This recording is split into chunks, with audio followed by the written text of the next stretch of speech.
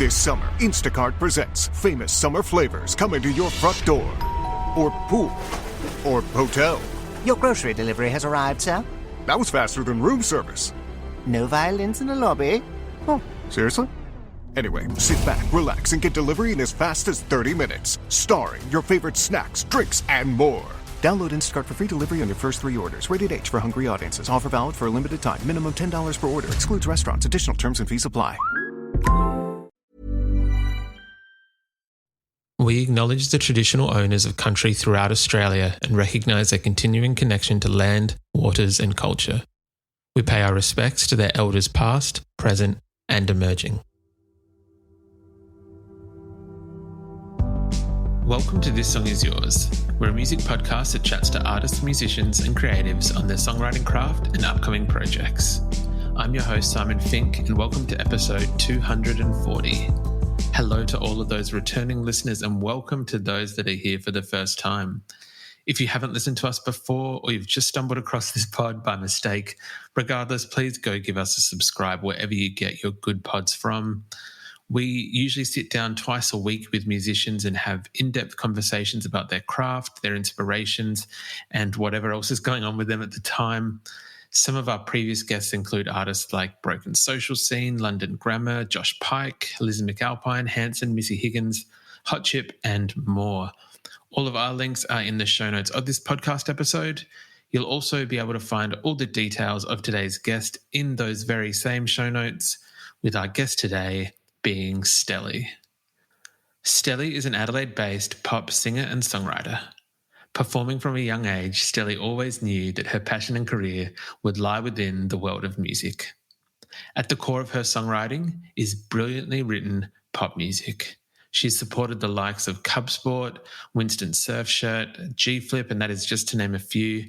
But those acts, and with no disrespect to those bands and artists, they do pale in comparison to her next supporting gig. Next week, Stellie will be sharing the stage with Lorde as part of Adelaide Festival's contemporary music program, which is an incredibly exciting opportunity for her. In today's episode, we're speaking with Stellie about how the opportunity came about and what we can expect from the show.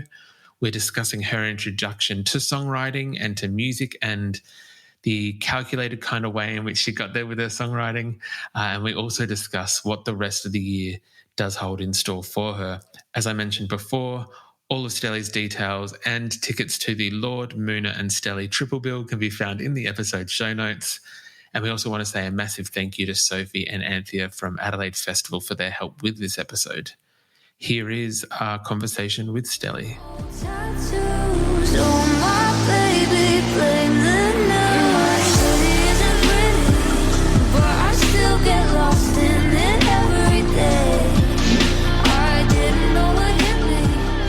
Please welcome to This Song Is Yours, Stellie. Hello. Hi, how are you? I'm very well, thank you. How are you?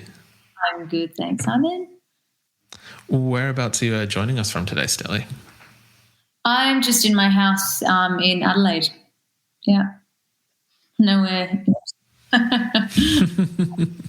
Look, we're an Adelaide-based podcast, so I can appreciate a lovely Monday in Adelaide. Thank you so much for joining us today. I do appreciate it.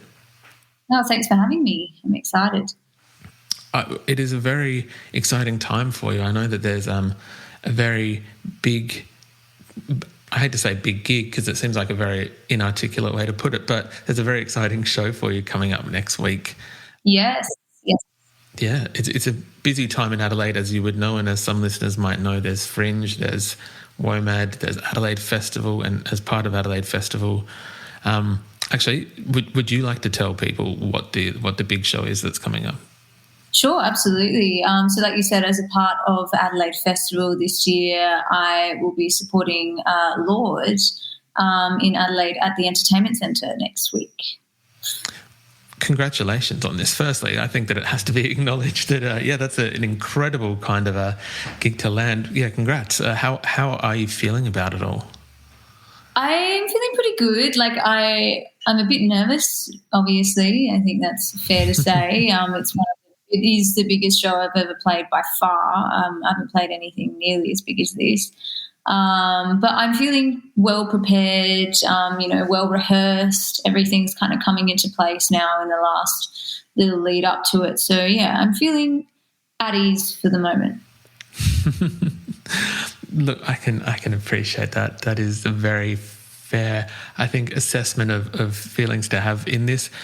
Can you share with us, I guess, how this opportunity came about? Because I feel like it's not every day that you get the phone call to support Lorde and Moona on a kind of arena tour. Yeah, absolutely. It just came about through my booking agents, Dan and Jess. They very, very hard workers, and they I think the opportunity just came about and they pitched me for the show, and it just happened. I got the email and I started bawling my eyes out straight away. Do they give you much forewarning? Do they kind of let you in on that they're submitting you, or is it a total shock at the time when you get the email that you're supporting Lorde? I think for like bigger shows like this, they try and keep it under wraps, because it would be such a disappointment, I guess, if you knew you were up for it and you didn't get it. So some shows I know what, they say, hey, I'm pitching you for this tour, I'm pitching you for this show. But for this one, it was a complete surprise for me, which almost made it nicer, I think. 100%. I think there's almost something nice about just it being a cold surprise. What do you call that? A full surprise. This isn't the first time you've supported artists, though, of popular kind of music. You've supported G Flip. Who else was there? There was Lime Cordiale. I think there was Cub Sport. What has there been any preparation in terms for this gig that's different to the last few times that you've supported artists that have toured around Australia? Yeah, well, I've got a new bandmate joining my team. I've got a bass guitarist now, which is super exciting. So that was a new addition. I haven't ever played with a bass guitarist before. So that was a bit of like an adjustment to the set and the sound, I guess, and getting used to that. But that's been really, really great. Apart from that, no, it's a short-ish set. It's only 30 minutes. So just trying to pack everything that I can into a short amount of time so people, love what they see, I hope. Of course. Well, I know that even from social media, I know there's a lot of people who are very excited about your addition on the bill to this gig. It has been, I guess, a little while between releases for yourself. And I want to talk about Rocket Ship, the single, in a little bit later. Can people expect new music perhaps at this show next week? I won't be teasing any new music at this show as such, but there may be a little announcement after the show, potentially. That's very exciting. We'll make sure we keep our eyes peeled and share whatever that news may Absolutely. Be on the podcast socials. I'd love to know, I guess, going into this, and it's not every person, actually it might be some people's dreams to begin, supporting one of the world's most popular pop stars, I would say. Do you remember what originally brought you to songwriting and music when you first... I did hear that you've been interested in music since you were very, very little, so I'm curious what drew you in to begin with? Yeah, I don't know. I mean, like you said, I was very much exposed to music in kind of the musical theatre and dancing and all of that sort of stuff as a kid. My mum was really passionate about it, I guess. I don't think she got the opportunity to do it when she was a kid, so she really wanted me and my brother, and, whatever we wanted to do, whether it was sport, music, play an instrument, we were able to do that, and we were very, very lucky. And I think it was just one of those things that just clicked in my head, and I was like, I don't know, I really like singing. It made me feel good when I did it, so I kept that up. And then when I got older, when I was in high school, and you start thinking about what you're going to do after high school, and I knew I wanted to do something related to music, and so I thought, well, the next step for me would be to start writing. to make that happen. So it wasn't like, in a sense, it wasn't like, I had those emotions pouring out of me and I needed to write them down. It was kind of more of an analytical to further myself in this industry. I kind of thought, well, the next logical step, I guess, would be to start writing music. And I kind of fell into that, and then I started to really enjoy it, thankfully. So I kept it up. But, yeah, it wasn't like I didn't start writing music as such when I was younger. I very much just liked to sing other people's songs for a long time, and then eventually I started to sing my own. That's very fair, very fair. Do you remember the first attempts and how successful they might have been at when you began writing your own songs, both lyrically and melody or musical-wise? Yeah, they were shocking. Cool. I used to set a task for myself to sit down and write a song a day. For a while, I did that for a while when I was like a teenager. And I think that helped. I think it was like an Ed Sheeran quote or something, and he says to get better at songwriting, it's like when you run a tap and the water's like when you first run a tap and the water's really brown and gross, and then eventually it becomes that clear, nice water that everyone wants to drink. It was kind of the same thing with songwriting. You have to get out all the crap first before you start writing the good stuff. And so I kind of pushed myself to do that over and over again. I think it's a very interesting quote that Ed has used there, but it does kind of make sense that you've got to kind of push through to get to the quality of whatever it may be, whether using water or songwriting as the analogy. It helped me, at least. Are you someone who finds inspiration in lyrics first, or are you a music person first when it does come to sitting down to songwrite? It depends. I mean, I always like to jot down lyrics in my notes or in my phone or in like a journal or something. I'm always writing down lyrics. But sometimes you don't get that spark until you hear something more melodic. So I think it's a bit of both, and it depends on the situation. Like when you go into sessions with producers, they're always very much, let's jump straight into the music and the soundscape first. But some people would prefer to sit down with a guitar or sit down at a piano and really nut out the lyrics and the chords first. So it depends. I don't have there's no rhyme or reason to how I write, I don't think. This podcast is brought to you by eHarmony, the dating app to find someone you can be yourself with. Why doesn't eHarmony allow copy and paste in first messages? Because you are unique, and your conversations should reflect that. eHarmony wants you to find someone who will get you. How are you going to know who gets you? If people send you the same generic conversation starters they message everyone else. Conversations that actually help you get to know each other. Imagine that. Get who gets you on eHarmony. Sign up today. This season, Instacart has your back to school. As in, they've got your back to school lunch favorites like snack packs and fresh fruit. And they've got your back to school supplies like backpacks, binders, and pencils. And they've got your back when your kid casually tells you they have a huge school project due tomorrow. Let's face it, we were all that kid. So first, call your parents to say I'm sorry, and then download the Instacart app to get delivery in as fast as 30 minutes all school year long. Get a $0 delivery fee with your first 3 orders while supplies last. Minimum $10 an order. Additional terms apply. Do you?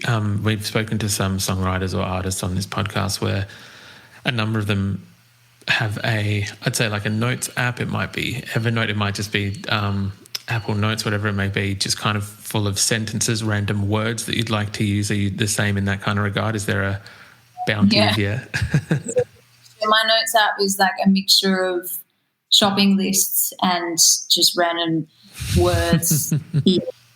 It's a mess, but yeah, it's good when I sit down for a session. I can always refer to something in there that I potentially haven't used before, even if it's from years ago, and it just gives you, whether or not I use those specific lyrics, it kind of gives you that spark to just keep writing, I guess. So it's always good to have that initial, like, something to jump off of. Agreed. I would agree with that. The one of the most recent tracks from yourself, I know that we spoke about teasing new music or the release of music. I think it was in November last year. So late last year, we got a brand new single from you called Rocket Ship. It is a brilliant track. It's a great pop track with some kind of electronic leanings throughout it, but never quite overpowering it. I was wondering whether you would be kind enough to kind of take us behind the catalyst of that track and where it came from and how you, I guess, how it came to be. Yeah, absolutely. Rocket Ship was very much, I wrote it a long time ago.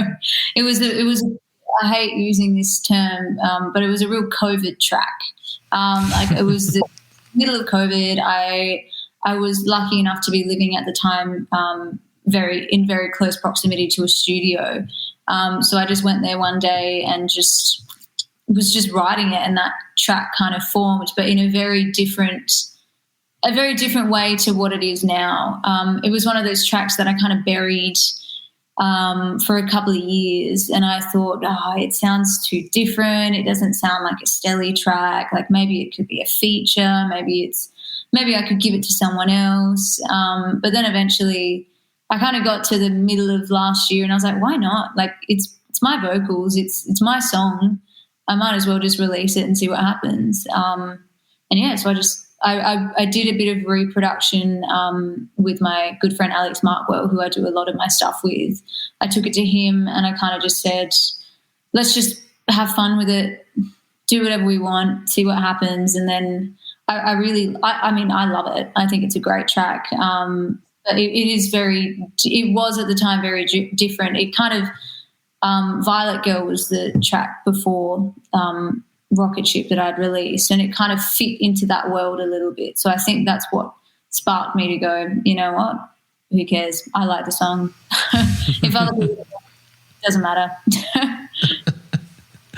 I love that. Thank you very much for sharing that story with us. No worries.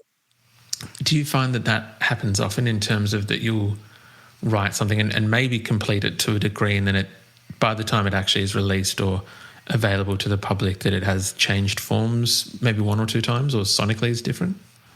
Yeah, I mean, without saying too much, the next track that I'm releasing was very much in the same boat as Rocket Ship. I think I even wrote that before Rocket Ship, so that would have been about maybe 3 years ago that song was written. And it's had many different life forms since then, but finally landed on something that I think will be good. I hope, fingers crossed. I'm sure that will be the case. We'll cross our fingers for you as well, but I'm sure that will be the case. With this gig, and I know that there is some news that you're going to announce, and if this does not make the cut, or if I kind of cross any line, please let me know, or we'll cut it out of the episode. Can we expect to see more of Stellie on the road this year? I know that there hasn't been as many shows. Can we expect to see you back in a live format more? Absolutely. Yeah. That was my plan for this year, which I guess is probably everyone else's plan, was to release as much music as possible and to tour as much as possible. So that's 100% on the cards for the next few months for sure. Beautiful. That is very exciting to hear. We've recently been having this debate now that the country has opened back up and people are able to tour again. We've had both the positive and negative, aspects of touring highlighted once again. Are you someone who enjoys being on the road and going out and playing shows and, the servos in the middle of nowhere? To be honest, I haven't had that much experience in touring. I did my first tour last year, the first couple of tours last year. So it is still very new to me. I think I do find it stressful. I'm very much I stick to routines. I like to follow routines. I like to, I'm very much a homebody, I think, which makes it hard when I'm on the road. And, in different hostels and hotels, and you're always in a rush and you're always waking up early. Like it is not as glamorous as people may think it is. But I think if you're touring with the right people, it really helps. And my band, I love those guys. They're so great to have on the road, they always see the light in situations, you know, when things always don't go to plan, or, you know, you miss flights or whatever the situation may be. It's always nice to have that group of people with you that keep you grounded and keep you happy, I guess. So that's very, very helpful. 100% agreed. I think sometimes that can make the difference between a successful tour, let's say. Absolutely. I think that with this new music coming out and with this opportunity as well, it is kind of a really good time lately. Adelaide and the music scene here, I feel like, has kind of been maybe a little bit more, not highlighted, but is seeing a little bit more of the spotlight than it has previously done in the last few years. Obviously, there's yourself supporting Lorde. In the last year or so, we've been given new venues like Highney Street Music Hall, things like that. What do you kind of make of the Adelaide music scene at the moment? And is there any, other than yourself, is there any other acts that you'd like to kind of highlight or call out? Yeah, totally. Like you said, Adelaide, I think Adelaide has always been a great place to be when you're starting out as an artist, or even an established artist. It doesn't matter. Like, Adelaide has everything and more that, you know, every other state boasts about, but we just kind of keep it to ourselves a little bit more, I think. But yeah, the Highney Street Music Hall, I'm really excited to visit that. I did play there once when it was, what was it before that? It was HQ, I think. Yes, yeah. Well, it was Highney Street Music Hall, and it's a great venue, and I'm really, really happy that has a second life, because it was such a great venue to play. So that's really, really exciting. In terms of artists, there are so many. I've been working a little bit with a guy named Vinny, who goes under the name Dive by Youth. I think his music is next level, really, really amazing. I've been doing a bit of production with him as well, and he's a really great guy, and I think he's on the cusp of big and bright things in the future. But, yeah, definitely one to look out for. Incredible choice. Thank you very much for sharing that. Stellie, usually we would also ask our guests, so this doesn't have to be on a local level, but usually we'd ask our guests what they are currently listening to. Is there anything at the moment that is on high rotation for yourself? Oh, that's a tough one. I'm really random with what I listen to. Music. Like, I don't always tend to stick to one thing or one genre. I think I listen to mostly New Music Friday, like the playlist New Music Friday. I just listen to that, and it's got everyone on there that's new and up and coming. So I think I get a lot of inspiration from the artists that are on there, and you just see a bunch of everything. It's not one genre. It's not one, you know, it's just an eclectic bunch of artists in one playlist. So I think that's mainly what I listen to. I listen to so many random, you know, musical theatre, jazz. Like, I honestly just put my Spotify playlist on shuffle and go for it. I don't have anything in particular at the moment that I'm listening to. Is there possibly, with obviously the streaming services, you've got everything available to you at the click of a button, is there anything that is maybe not necessarily a no-go, but that might not be as, like a genre or something that might not be as popular? Yeah, 100%. Heavy metal, I can't get around it. I can appreciate the musicality, and the musicality is very strong in heavy metal music. I can understand that, but listening to a whole album of that, I don't think I could do. I would. There is some heavy metal that I will listen to, but I mostly agree with you. I find that a whole album's worth is it's very repetitive, which I think is part of the appeal for some people. But yeah. Yeah, I think it just, honestly, I don't know how the vocalists do it. I'm very big on, like, vocal health, and I just it just hurts me listening to their being shredded and their vocal cords just being shredded. I honestly don't physically know how they do it, but props to them. Look, you've articulated it perfectly. I love it. Stellie, thank you so much for coming onto the podcast. I do appreciate it. Congratulations on the Lorde gig, which we'll have all the details for in the show notes of this podcast. But yeah, we're very much looking forward to seeing you next week at the Lorde and Moona gig at Adelaide Entertainment Centre. Thank you so much. Thanks for having a chat.